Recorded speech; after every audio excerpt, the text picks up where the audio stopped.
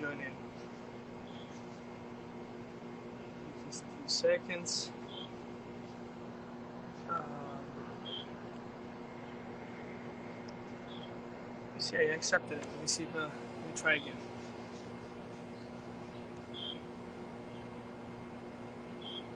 So this is going to be our 12th Planterview, and we're very excited to have you, Shelby. So thank you for joining. Just a few seconds. Maybe try again.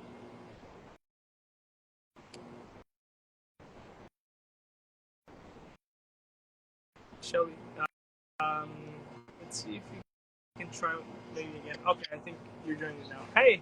Hi, Daniel. How are you? Good. How are you? Good. Thank you so Can much. you hear me okay? Yeah, I can hear you well. Perfect. Awesome. How about me? You can hear me well? Yes, I can hear you. Awesome. Is there a difference if I do this? Can you hear me? Yep, I can still hear you. Oh, Yep. Maybe my microphone is not working. Because I was gonna try to see if because it works normal on videos. Like I have it connected and it enhances the audio, but I think as soon as I jump into the live, it just changes. Gotcha. Well, I can hear you great, so no worries. Cool.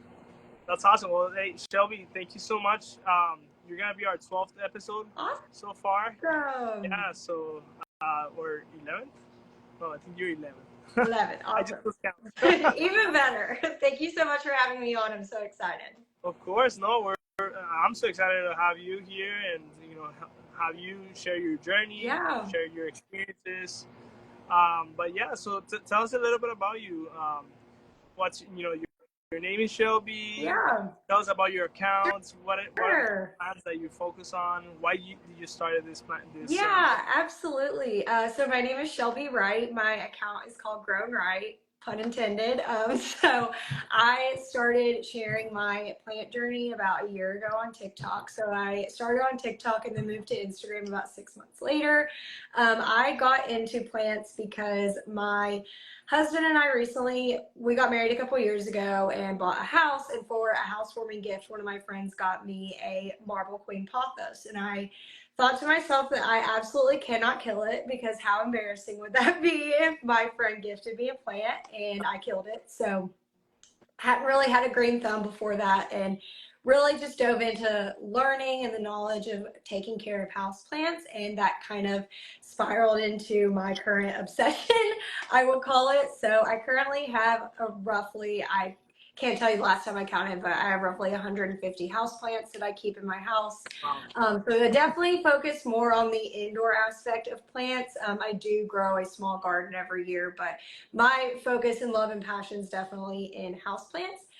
So that's how I got started, and yeah, the obsession's just been spiraling ever since. So I love to share, tips and tricks I've learned throughout the years and different plants I'm loving and stuff like that. So this has been obviously helped me, grow my passion as well, and it's really great to be able to interact with people and learn stuff from others as well. Of course, yeah, and I think that's my passion has been ups and downs. Like I started as a kid, just putting seeds in soil because the classes they teach you how to do that. Right. And I just found that to be something weird and like so amazing to see how anything can just grow from such a little seed, right? Yeah. But then I moved to U.S. and I went to Colorado, so the weather and the space where I was in an apartment with my family. We were moving from apartment to apartment, so it was harder to keep up with plants. Had some indoor plants, but didn't really do much with those. But as soon as I moved to Florida, the weather is just perfect. I'm very jealous of the Florida weather because that would definitely open up a lot of more opportunities. It's amazing. It's amazing. Yeah, I bet. It lets you do anything you want throughout the year. There might be some cold times, but they're short term. Right. So it's easy to just adjust if needed. Yeah, no, that's awesome. Yeah, so recently I just started doing this back again and just going fully with it. I found like you said, through social media, a lot of people like to teach you stuff, and there's a lot of tips going around. It's a great community. Like people Definitely. just want to help you, Yeah. and not unlike other type of communities that there's more rivalries. Here Sure. is more about building each other up, right? Yeah. Yeah. So I No, think I couldn't agree more. Yeah. so. You started these accounts how long ago? I started TikTok about a year ago, and then I believe Instagram's about 8, 10 months, something like that. So fairly new to the Yeah, space still, I would say. But but yeah, no, it's but you've been. grown, right? Yeah. You have quite a Yeah, following. no, the response has been amazing. And whenever I started this, it was really just a push from my friends of like, you're so obsessed with plants, you should really make TikToks about it. And I was like, I don't know. And then for a long time, I wouldn't even show my face because I felt like that was weird. And no, the response has been great. And I've made a lot of great plant connections and people that obviously I've never met in person, but we talk on social media and stuff. So I mean, this has been just one of the greatest communities that I've ever been a part of. I've made a lot of connections locally too, which has been really great.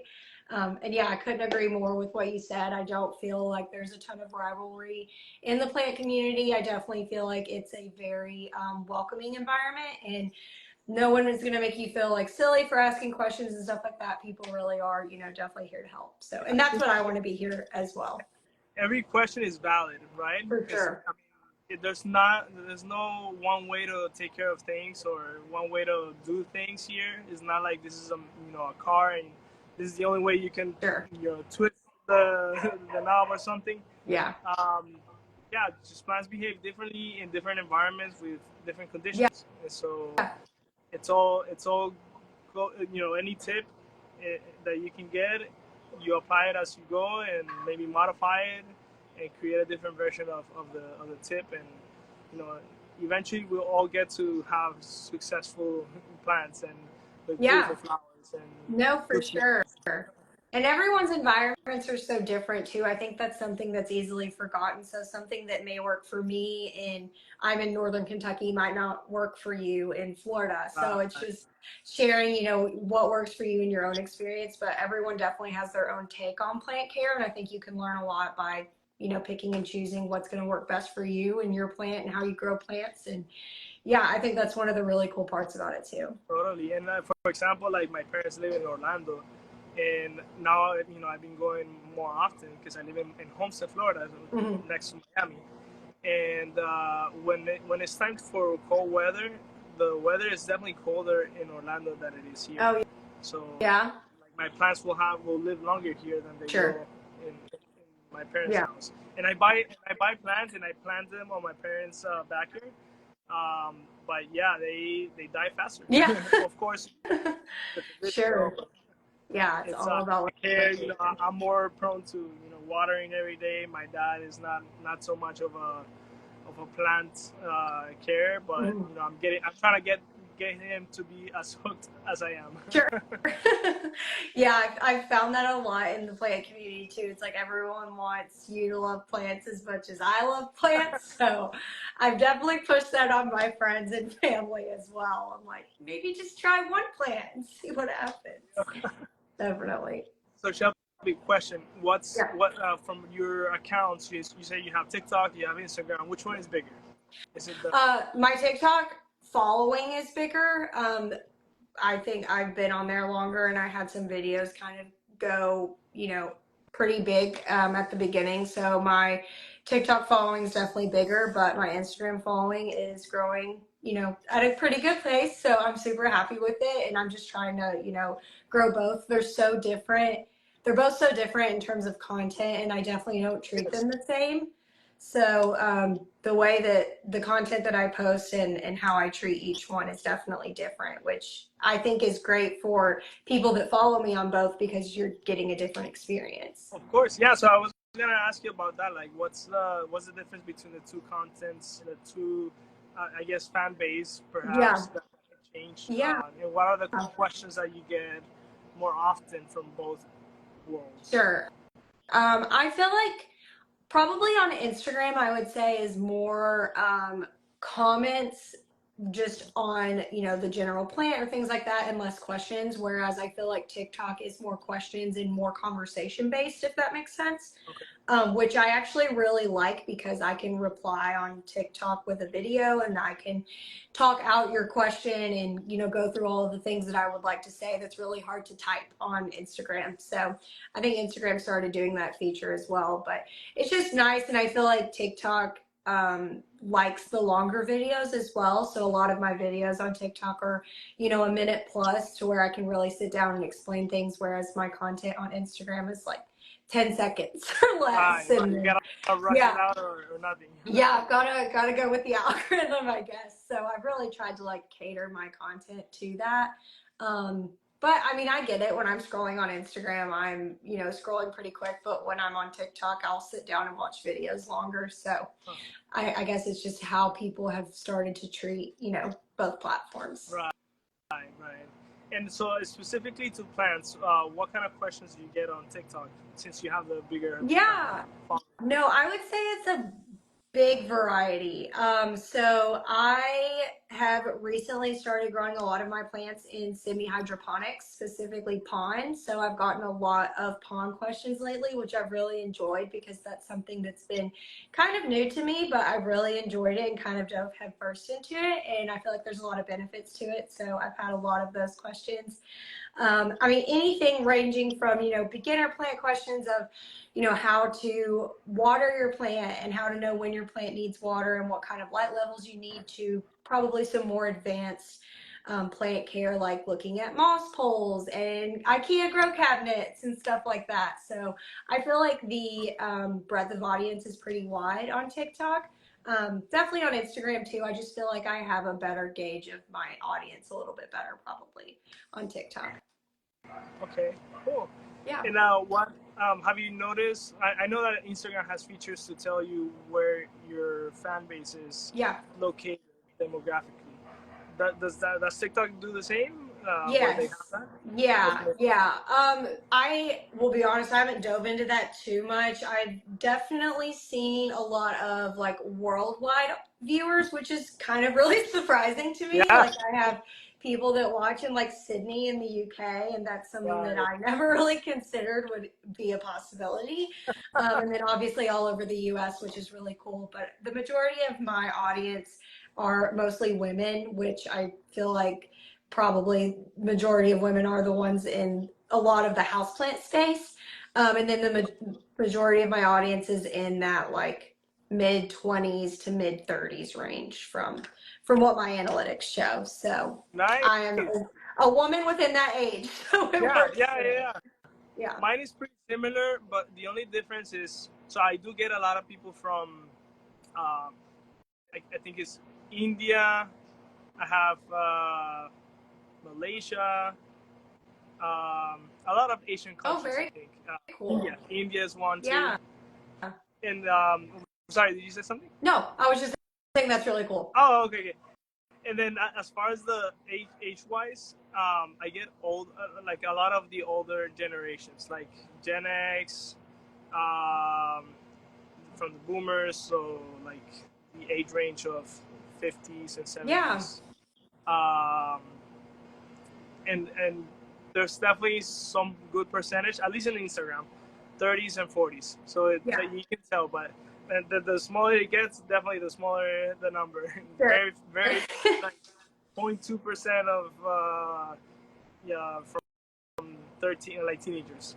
Yeah. Like Yeah. not that many, but there's some interest, which is good. I think eventually I want to make content also for that generation, because I want to inspire also, you know, the younger generation. Of course, you know, the older generation has already been inspired by so many people, by so many years of, you know, taking care of you know, plants and like the TV shows and all this stuff, giving us so much influence, like Captain Planet, you know.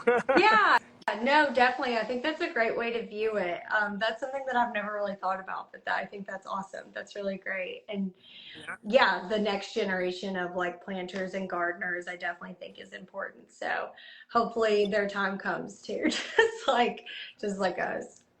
Of course, yeah. I mean, eventually this planet is only gonna give us as much as it can, right? And of Right. course, we keep doing things that could change and alter the way that our, the nature is gonna be able to be around. So Definitely. at least I want to be a contributor to making things better and making Yeah. a brighter future for plants. Yeah. That's definitely Definitely. one of That's my. awesome. How about you? What's your vision for, let's say, for your page, or for? Sorry, there's a little That's animal okay. outside. um, yeah, but what's your vision? For example, for your page, what do you want to accomplish with your page in the Sure. short term, long term? Yeah. So, I guess this is something I never really thought was going to be in the picture for me in terms of having like a side hustle in my life. I do still work full time. So I have a full time like corporate job that I work, my 8 to 5. I would love for this to become my full time job one day. I feel like that's probably like long term down the road. But for right now, I'm perfectly, happy with it being the scale that it is.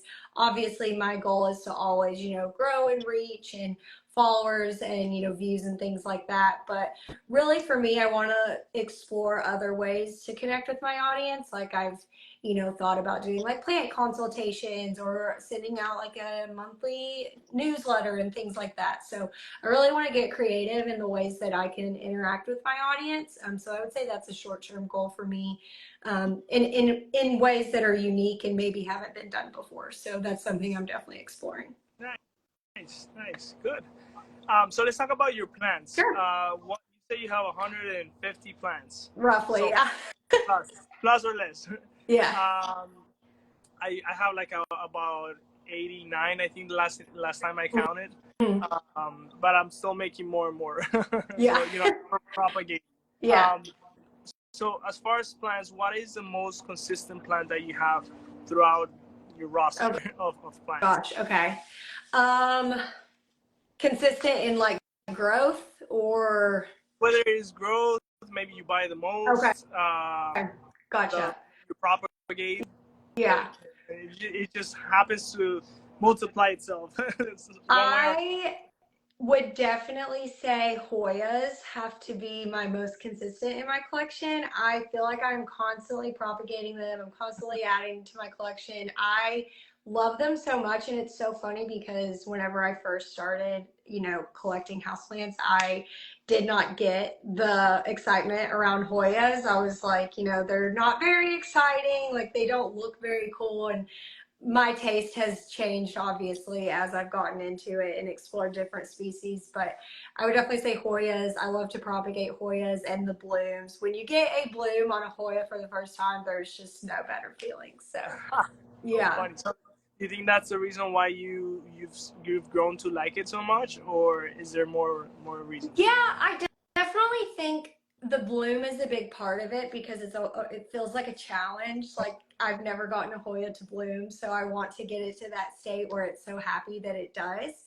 But I've also just really gotten exposed to a lot of other varieties of Hoya that I've never seen before. So whereas I used to, think they were boring because I only saw maybe the ones in Lowe's or something like that, there's some really cool uncommon and rare Hoyas with beautiful foliage and, is well worth the plant even without the bloom. So, So, I know you mentioned your first plant was pothos, and yes. I love pothos primarily because I feel that those are the easiest plants you can propagate. Yeah, definitely. Do you find the Hoyas to be easy to propagate, same as pothos, or is there a Um, trick to it, and like sure. because you're able to master that? Yeah. So pothos are definitely easier. So that's without a doubt, I would agree that pothos are incredibly easy to propagate. I feel like syngoniums and philodendrons are also pretty easy. Water propagation is almost like 100% success rate with them. They're pretty simple. With Hoyas, I personally don't like to propagate in water with them. I prefer like a substrate like moss or pond. Pond is usually my go-to method for propagating Hoyas. I've had a decent, success rate with Hoyas. I don't think I've ever had one fail on me, knock on wood. But yeah, I feel like they're just really rewarding to watch, and the rooting in semi-hydro has been really nice for me too. And I feel like I have a really good success rate with that. So yeah, that's what I like about them. Nice. Question also about Hoya, since you know you're pretty familiar with the Yeah. plants.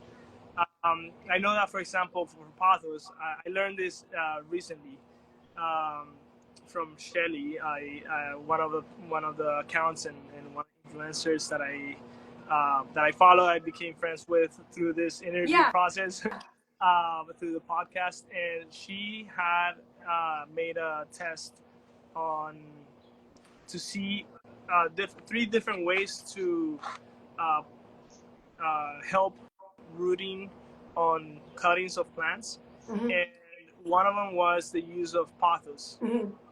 As you know, the roots release some type of hormone Yeah. that encourages rooting. And she tested against two other things. I think one was with chemicals, and the other one just plain water. And then, of course, the pothos one. Yeah. Is there any? So, have you? First of all, you've heard of that? I've definitely heard of that. I've never tried it personally, but it's been on my to-do list to test it out because I tried think it out that and it worked. it's Worked. very cool. Yeah. Yeah, I found it to be super cool. Do you think Hoyas have something in that realm of tricks that you can share of? Or Sure. I would say just rooting in anything that's a substrate. So whether it's, pine or leca or sphagnum moss, I would say you're going to have a very significant better chance of rooting. I've tried to root Hoyas in water and they will root, but not to the point to the root system you want it to be to transfer to another medium. So using anything like that, specifically like lechuzapine, I don't know how familiar you are with pine or semi-hydro, but okay, the I guess the OG brand of pine is lechuzapine, and that's PON pine. And they actually come with 6 months of slow release fertilizer in it. So I think that probably also helps in the rooting process. So I think that specifically paired with, keeping the water level up and a healthy cutting, that's something that's also really important. I think that's, forgotten about is you have to make sure your snips are sterilized and you want to make sure you're changing out the water and things like that so that you're giving it the best chance of survival up front. But yeah, I would say using specifically lechuzapine has been a really good success rate for me. Cool. I'll try that out. First time I hear it, and yeah. Thank you for bringing this to light, because I think me and whoever's gonna watch this is gonna thank you for doing that. So that makes me so happy. You can get it on Amazon. I know that sometimes they will sell out, but it depends on different parts of the world how available it is. I know in the US it's pretty affordable and available, but obviously depends on what country you're in. So, of course, awesome. And so Shelby, what has been like one of the challenges that you've seen harder to pass, or like you're still struggling with when it comes to caring for plants, or in any particular plant that you've seen? Yes. So my biggest pain point, my redheaded stepchild, I guess, of my plant collection is my philodendron melanochrysum, which is a velvet leaf philodendron. And they're known to be a little more finicky and a little more not forgiving to things like watering mistakes and stuff like that. And even to this day, I still have issues with the leaves unfurling because they require such a high level of humidity. And obviously I'm in, the Cincinnati area, and my humidity gets incredibly low in the winter and even spring months. I'm still struggling with it. So without that consistent humidity, I have leaves that will unfurl kind of ripped or torn or sometimes die back altogether. So that's just like a constant battle that I'm fighting with that plant. And it's beautiful and I love it so much. And it's probably one plant I could absolutely never get rid of, but I've worked so hard. It's actually taller than me. It's on a moss pole. So it's incredibly tall. The leaves are beautiful, but sometimes it does not want to unfurl. And, part of that is just your environment. Some things you can't help and you can't control. And it doesn't say anything about me as, you know, a plant parent. So I think people should remember that too. Your environment has a lot to do with, you know, the success of plants and how fast your plants will grow or how successful you are with them. So yeah, I mean, that's something that it's frustrating nonetheless, but I just have to remember that, you know, that's not a knock on me. It's just hard to grow a tropical plant in Right. Cincinnati. Right. Yeah. I feel like I'm blessed to Yeah. be in Florida, and I don't have to deal with stuff like that. And I mean, it'll be very rare Sure. if I were to have to deal with stuff like that. But I think in your end, it's also a blessing because you get to learn so many good tricks Mm-hmm. to, you know, come around those limitations that Definitely. the environment brings, and helps you expand your knowledge and share with others that, you know, are in the same position as you Yeah. are, and you know, be more, you know, have better success at taking care of those plants. Yeah. So it's good both ways. I'm learning from you, because in the case that if I ever need to go and move somewhere else, I can look at your TikToks, your videos, and Sure.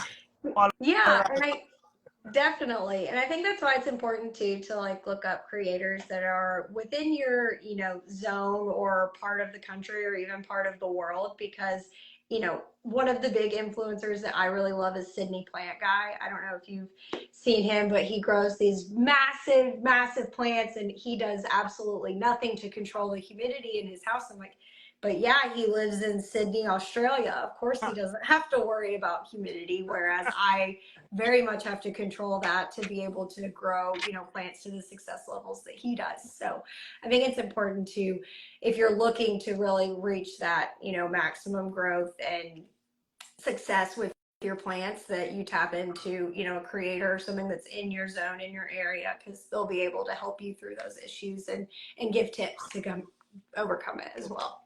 Of course. And so, talking about somebody that inspires you, Mm-hmm. is Sydney. I forget what was his His page. name's Sydney Plant Guy, so he's out of Sydney, Australia. Yeah.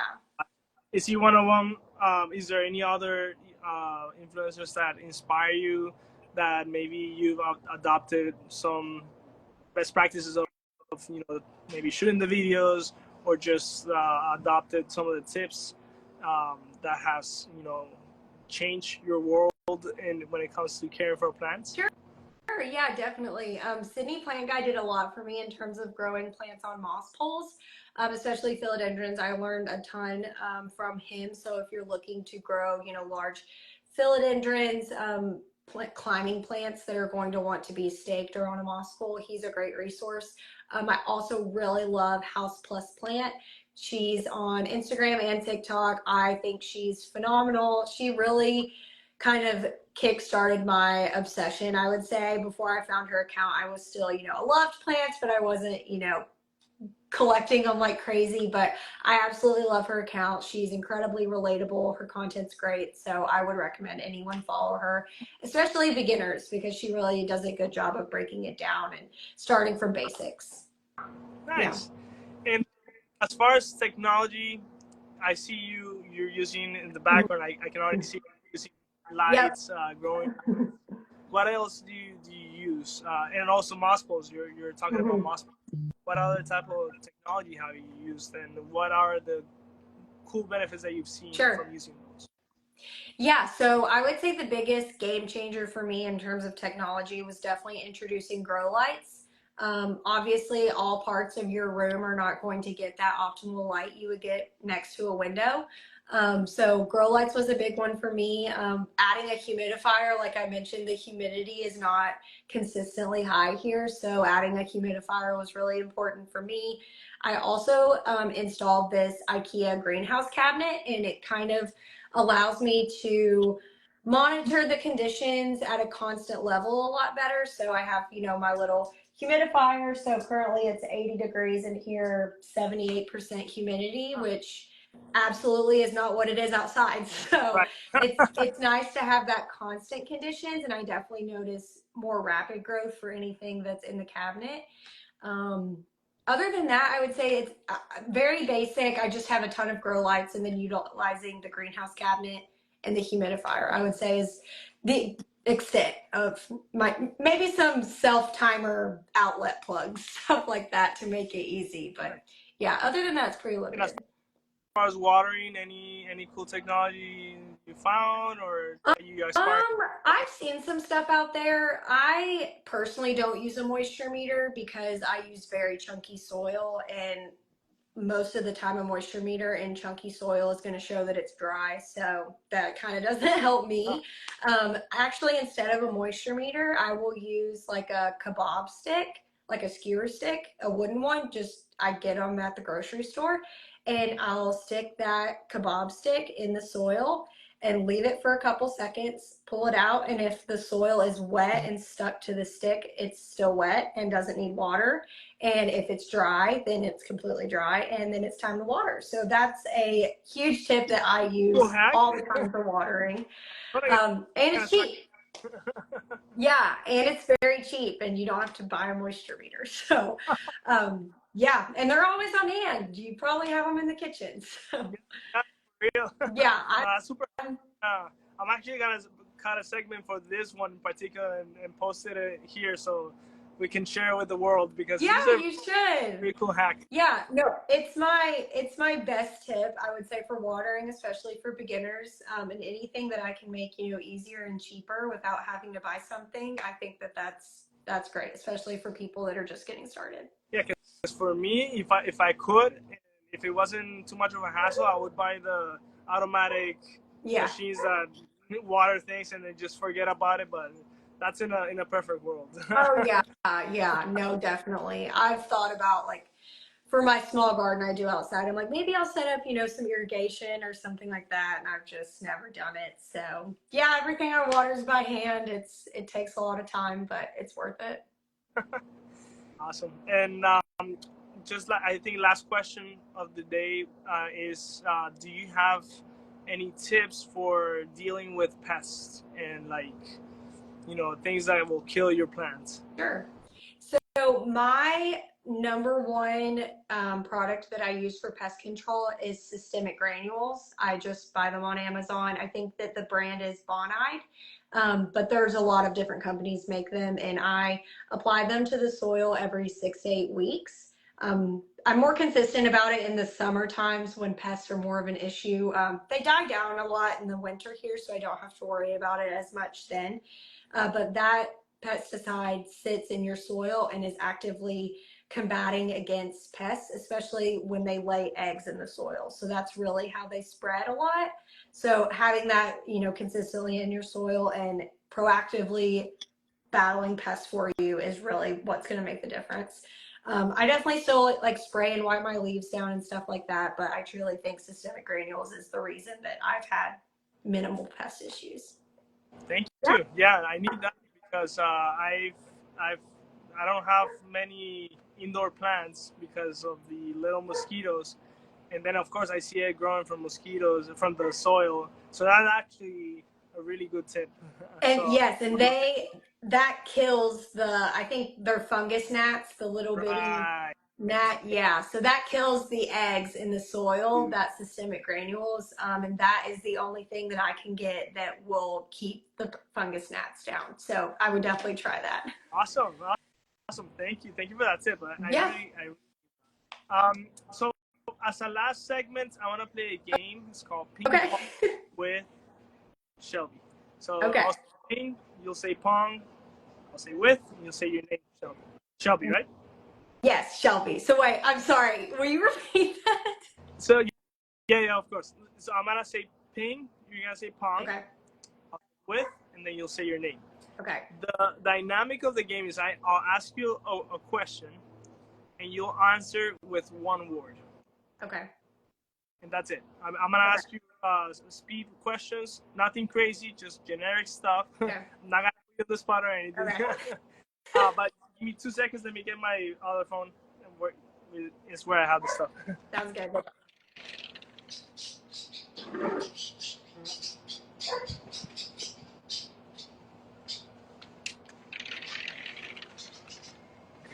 Okay, I'm back. Awesome. So to kickstart the game, I'll say ping Pong. with. Shelby. Awesome. um, what's your favorite plant? Hoya. Where do you like to unwind? My living room couch. What's your favorite hobby? Plants. What makes you laugh? My husband. Awesome. Any hobbies outside of gardening? I love yoga and working out. Nice. What's your favorite food? Mexican. Nice. What motivates you every day? My family. My husband and my dog. Awesome. Any dream travel destinations? Greece. Greece. It's beautiful. Same. Because of the the colors, the flowers. Oh my gosh, it looks stunning. We're actually talking about going next year, so I hope that works That out. would be amazing. Yeah. A superpower you like to have? To heal. To heal. Yeah. Cool. I'll say flying for me. Awesome. Well, thank you so much, Shelby. Yeah. That's been really cool. I don't know if you want to take a few moments to invite anybody to your page. Anybody that will be seeing this, I'll be posting this back again.